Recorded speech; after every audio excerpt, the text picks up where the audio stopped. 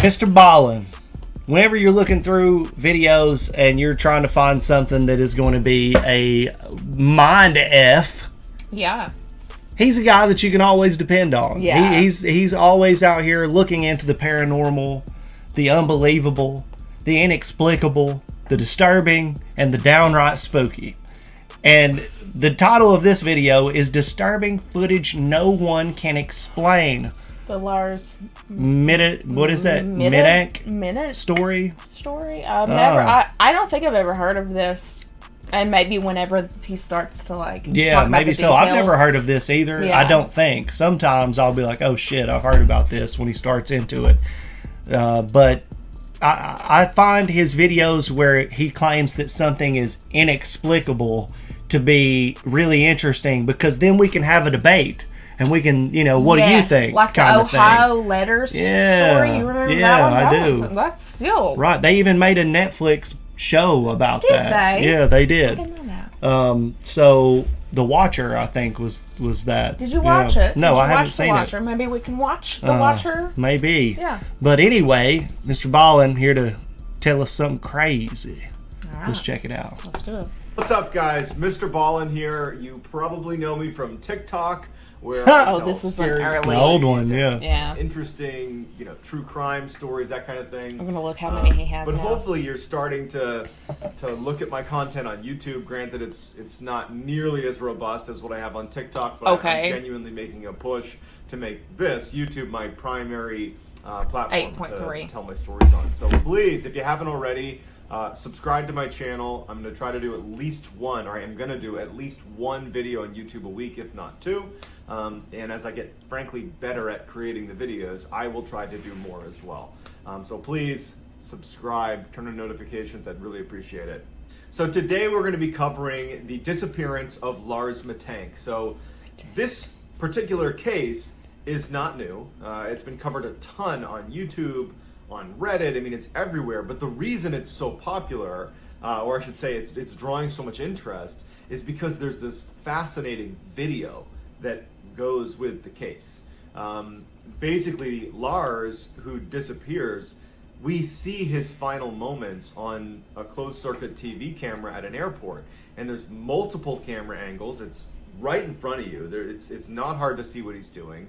There's multiple witnesses. There's so much information around kind of what led up to this, from doctors, from his friends, and then there's this video. Like, there's just so much information, and no one knows what happened or where he is. So let's dive in. On June 30th, 2014, Lars Matank and 4 of his friends, these guys are all in their 20s, they left northern Germany, where they were all from. They lived, they worked there, and made their way to Bulgaria. They were staying at a very popular seaside resort called the Golden Sands, and they were just going to have a nice vacation, a nice week-long vacation. They get there, they check into their hotel, and promptly begin to relax. And everything is going great. They're, going to the clubs, they're going to the beach, they're eating good food. I mean, it's going the way they had hoped it would go, until the end of the trip. So on one of the last days of their trip, July 6th, Lars is at a local bar, and they're watching a soccer game. And something happens where Lars basically voices his interest in one team, and the locals that were in the bar, they were supporting the other team. And so they start, arguing, but it escalates really quickly. It turned into a full-blown thing. His friends come in, they pull him out. There was no physical violence in the bar. It was just an altercation that could have gone to blows, but it didn't. Later that night, Lars and his friends, they're getting ready to shut it down for the night, and they go to a McDonald's. And so Lars doesn't want to go in, so he stays outside, and his 4 friends go in to get some food. When they come out, Lars is gone. And so they're sitting around waiting for him, and he's nowhere to be found. And they say, okay, well, maybe, he went back to the hotel. Perhaps he just wanted to crash early. So they go back snatched him to up. the hotel, and he's not there. And so they kind of are What the faced hell? with this decision of, like, well, what do we do? And they're like, well, he's an adult. I'm sure he's fine, and I bet he'll turn up soon. So they just kind of write it off and say, Lars will come back. And so they go to bed. When they get up, Lars had returned, and he had this kind of bizarre story about why he was missing. He said that this group of men, who he thought were either Russian or locals, so Told you. Bulgarians, had attacked him, and he was convinced that they had been sent after him by the people he had been fighting with in the bar over that What the soccer fuck? game. Over They, sports. ordered a hit on Lars. And that was his whole story. And so, his friends are looking at him and they're like, why did you leave? I mean, if you had been fighting with them, wouldn't it have occurred like right outside the McDonald's and we would have come out and found you? Like, you had to have gone somewhere for this to happen, or they had to like entice you to go somewhere to leave the McDonald's. Yeah. And then like, how long did this attack take? Because this is like, midnight, let's say, they're at McDonald's and you're not back at the hotel for 4, 5, 6 hours. Like, the time didn't make any sense. Right. But ultimately, they kind of decided that, you know what, Lars just had a weird night. He's back now. He is safe. So let's just write it off. He was attacked, but we're leaving here today anyways. Yeah. Lars said that he got hit in the ear during the scuffle with these 4 assailants.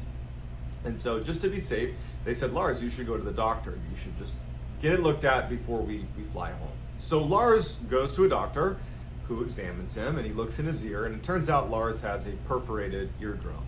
And, at first, the doctor actually suggested surgery, which Lars refused. He didn't want to do surgery in Bulgaria.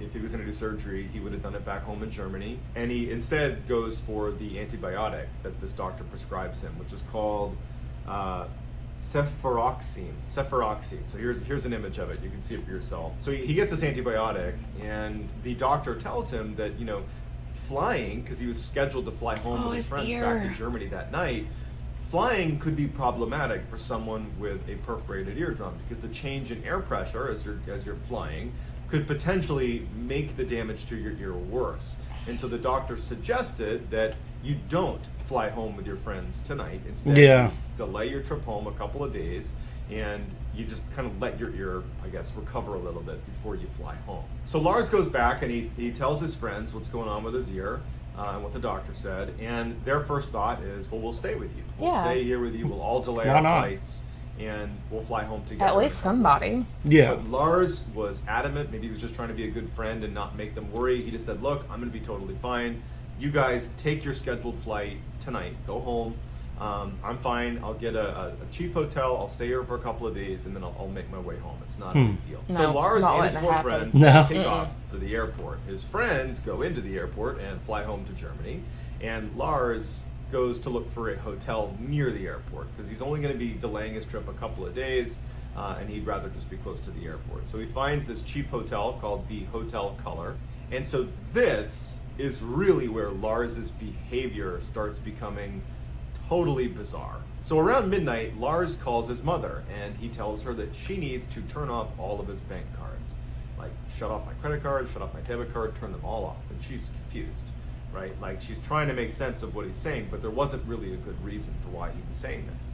And then he hangs up. And so she's kind of left with what's going on. Then at 3 a.m., so a few hours later, he calls her back. And now he's whispering, and he's clearly terrified. In fact, Sandra Matank, his mother, would later in an interview after this whole case really blew up, would say to a German TV station that through the phone she could tell that her son was terrified.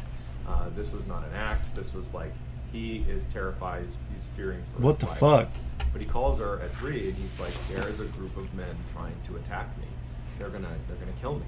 And he was 100% convinced of it. She, Sandra, would later say that she wished that she had asked more questions of her son. But this behavior was so uncharacteristic of him that I think his mother just kind of was like, okay, we're going to get through the night. I'll talk to my son tomorrow. He's coming home tomorrow anyways. But that didn't happen. So finally, after that phone call at 3, he texts his mother a little bit after that, asking her about the antibiotic he's been prescribed.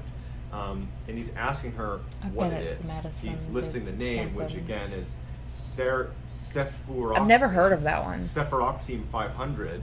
And he's asking her about it like he has no idea what it is. And she's like, that's a very commonly prescribed antibiotic that lots of people prescribe. They gave it to you. Investigators would later speak to staff at the hotel, and they would review the hotel's footage, their CCTV footage.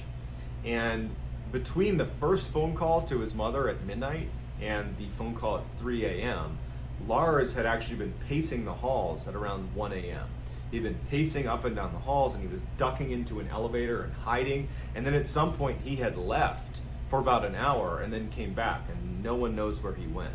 At 6 a.m., Lars was dropped off at the airport via a taxi, and investigators would speak to the person who rode that taxi with Lars, and they would say that he seemed a bit off. They said that his pupils were very dilated. He gets to the airport and he texts his mother that he's arrived at the terminal. At this point, his mother confirmed that his flight had been booked, and she suggested to him that he should go talk to the airport doctor and just get his ear looked at one more time before he flies home. And I think on some level, she just wanted a health professional to see her son. Yeah. The behavior he had shown over the past, 12 hours was just totally out of character. The CCTV cameras capture Lars walking into the airport, seeing this doctor, and then I'll get into what actually happens. So on camera, and you're going to see it in a minute, Lars goes into the airport. So his mother's told him that he needs to go see a doctor, and he does that. He walks over to where the doctor is, and he goes inside. Everything seems totally normal. That doctor would say that he was pleasant, but as he was being examined, the doctor looked in his ear and said, "Yep, everything looks okay. You can fly home." But the doctor would say that it was clear that Lars, he was paranoid about something. The doctor didn't know what it was. That he has no context, but he could tell that something was going on. He was fidgety. He was a little bit nervous. And then, when a construction worker came into the to the doctor's office, he had on a construction, bright, reflective vest. They were doing some renovations inside of the airport, so this is fairly normal. And apparently, this construction worker, was actually working on the doctor's office, and he stepped in to maybe ask a quick question. Lars sees this construction worker, and this is actually, I think this is off camera. You see that he's in the office, but you don't see this interaction. And something happens where, this guy triggers a full-fledged flight response, where Lars drops everything he has, leaves his luggage, and starts yelling, "I don't want to die, I don't want to die," and sprints out of the airport. This is all on camera. You're going to see it in a second. And he leaves the airport. He's just kind of looking around. He doesn't really know what he's doing, and he kind of jogs his way across the parking lot, and he gets to a big barbed wire fence, instantly scales it. The barbed wires don't seem to affect him, and he disappears into the woods, never to be seen again.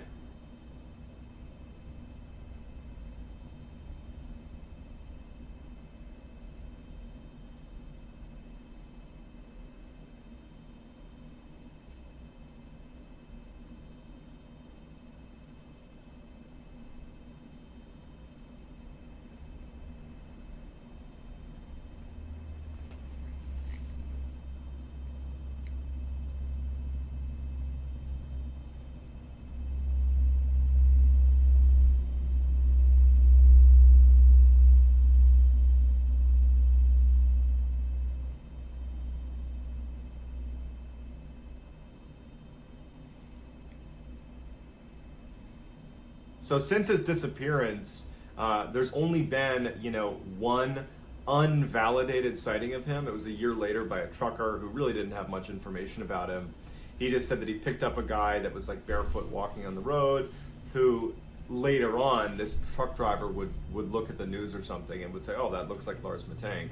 But that's unconfirmed. Other than that, we have no idea what happened to him. A couple theories about what might have happened. The first one is that perhaps there was a side effect of this antibiotic that he was given by this doctor in Bulgaria. But there's a couple huge issues with this. The first one being Lars never filled his prescription. The doctor, when he went to the airport, was able to see his records, and he had not filled it. So he didn't have the antibiotic. But even if he had, this is one of the most commonly prescribed antibiotics that, the percentage of people that have any sort of side effect is it's less than 1%. So it's possible, but he never filled a prescription. So that seems like that's kind of out the window. The other is, especially if you look at the mydriasis that he was experiencing in the taxi cab with the highly dilated pupils, the hit to the head, structured eardrum, that perhaps he suffered a traumatic brain injury, like a concussion, that was leading to somewhat erratic behavior. And I'm by no means claim to be a medical professional, but typically if you see side effects of a head injury, it doesn't present itself immediately and like super aggressively. It's usually over the course of time your behavior changes, or at least a couple days later they present. It's very rare that you would be struck on the head and be a totally different person, but it is possible. Another theory is that even though Lars did not have a history of mental health issues, and neither did anybody else in his family, that the fight he got into where he was attacked could have triggered some sort of psychotic break that was so stressful that he lost his mind. That is certainly possible too. So weeks turned into months, turned into years, and despite the unvalidated sighting, I mean, no one has any idea where Lars is. Damn. He was an outdoor enthusiast. He was definitely competent in the outdoors, not like a survivalist or something, but he definitely was not out of his element out in the wilderness. And so some thought perhaps he just wanted to start a new life, and he ran off into the woods and was living it out there. But the family, the Matank family, they hired a private investigator. I mean, they pulled out all the stops to scour the area and look for him, but there's no signs that anybody is like living in the immediate proximity to the airport in the wilderness there, and there's no body, there's no anything. He's just gone.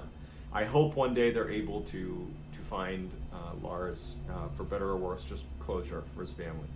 So that's going to do it. I'd love to hear your theories in the comments about what happened to Lars and where you think he might be. What do you think might have caused this? Please let me know. Wow, that's pretty wild. In modern times, it's very unusual for somebody to do that or be able to do that. No traces. Like, they couldn't find anything. Like, even if you wanted, even if like you had everything kind of mapped out before, because it seems like he was just very erratic in the situation because he had checked into his flight. If you're going to just like run away and like you want that, you wouldn't be doing all that on camera and all this shit, going in like to the doctors and getting these records of where you've been and all this. I was thinking maybe there was like some psychosis, like drug-induced psychosis. Somebody could have dropped something crazy in his drink at the bar.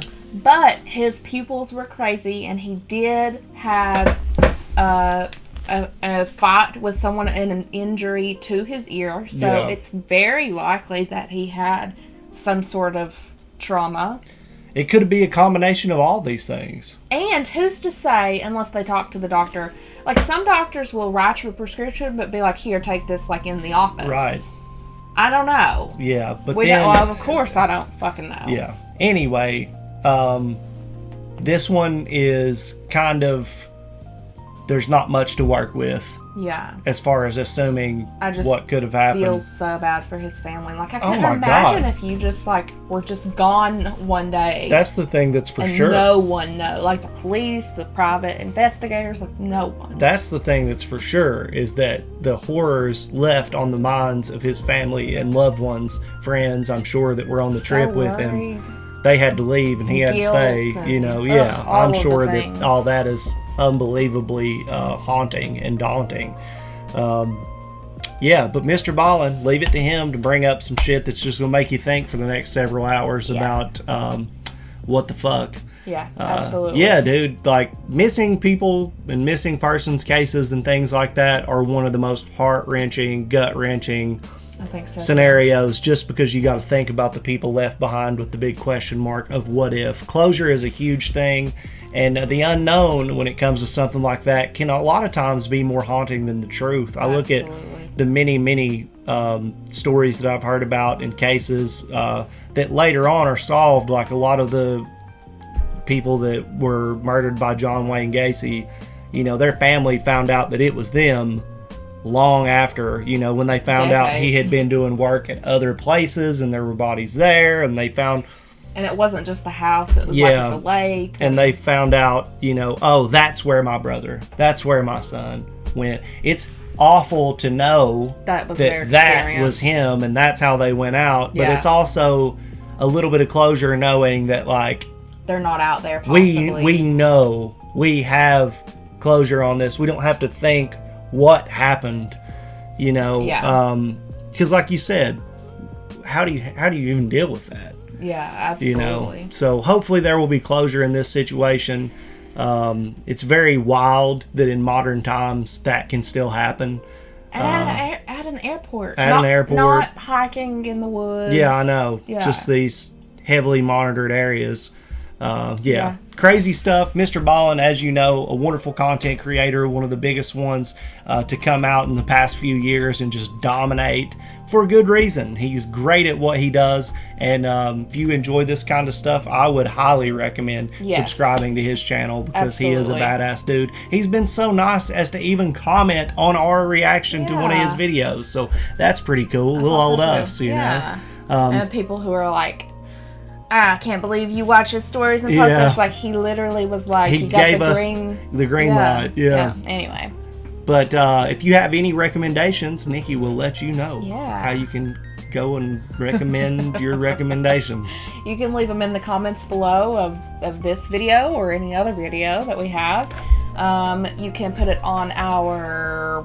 Hold on. I've done this so many times. It's in there somewhere. You're blanking? Hold on. I thought I was the awkward one this time. Hold on. What's it called? Discord. We have a Discord. It's right there. You can leave it in the Discord. You can leave it on our Patreon if you're a patron, or on our Twitch. Thank you, Habits Rabbits. I really appreciate that, seriously. Or on our Twitch. We go live on our Twitch every Friday at 2:30 p.m. Eastern Standard Time. We do live reactions that we cut up, put on YouTube.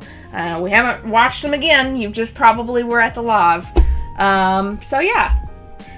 There you go. Hopefully you guys enjoyed this. Let us know what you think down in the comments section, because we are kind of puzzled on this one. If you have any cool theories or whatever, let us know. Thank you for watching, and we will see you in the next one.